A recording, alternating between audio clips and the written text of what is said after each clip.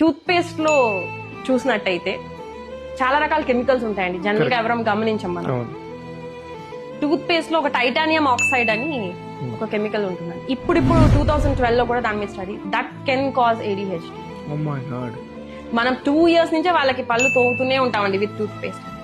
కానీ ఎప్పుడైనా అసలు ఈ టూత్ పేస్ట్ లో ఏముంటాయని ఎప్పుడైనా గమనించామండి? దాంట్లో ఉండే కెమికల్స్ ఏంటి వాటి వల్ల?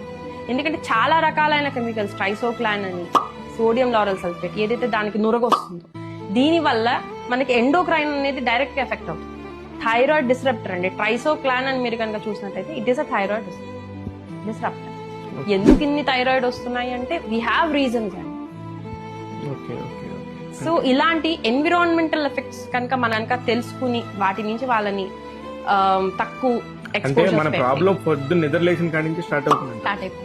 ఫస్ట్ పనిలోనే మనం వాడేదే ఫుల్ గా కెమికల్స్ తో ఉండే ఇది